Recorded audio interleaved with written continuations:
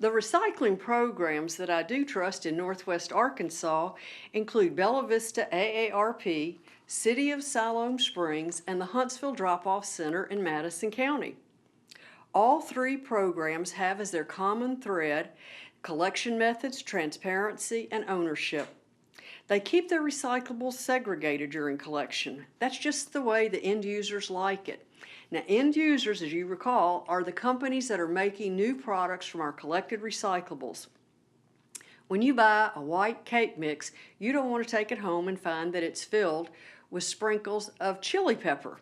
And that's just how the paper mills are. They don't want to find pieces of metal, glass, garbage, or liquids in the paper bales that they are purchasing from your community's recycling program.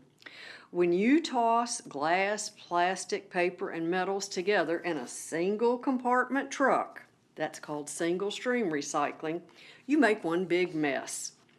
Do we know how much garbage lands in the single stream truckloads, since few or if any of the bins get checked at these curbside programs with this automated system?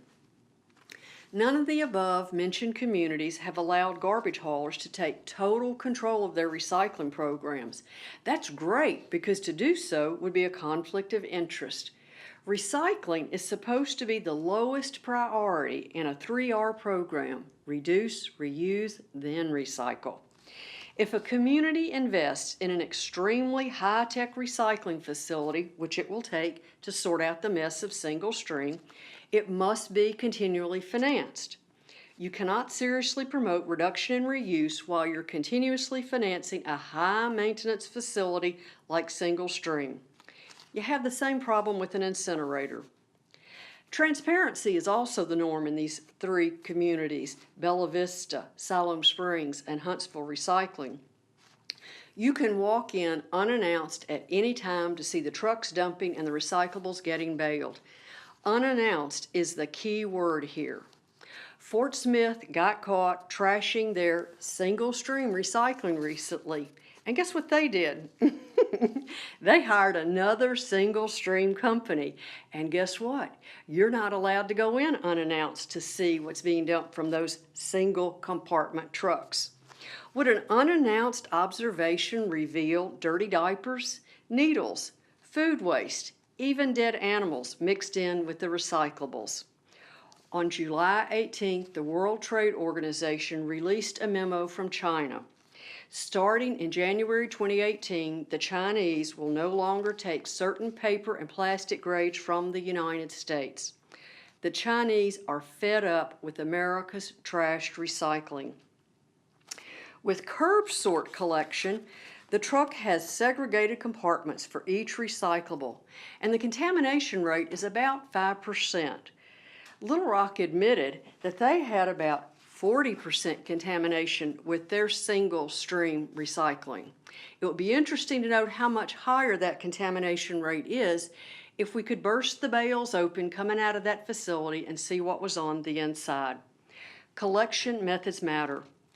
Communities must insist on clean collection methods, and they must insist on transparency measures from the curb to dumping and baling. And these transparency measures need to be in operation 24/7. They need to be on the trucks as well as the facility. Collection and baling facilities must allow any interested party to come take a look at any time and see what's being dumped from the trucks and what's being baled up.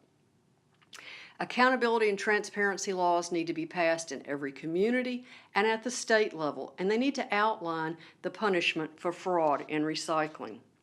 And garbage haulers should be given only contractual instruction and not total control of a waste reduction program.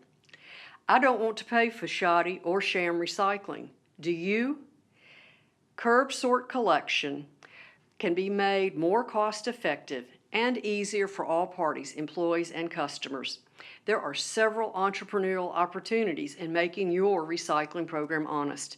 And there's a gold mine to be made for the class action attorneys who bothered to get educated about current recycling practices. Until next time, this is Louise Mann talking a little trash.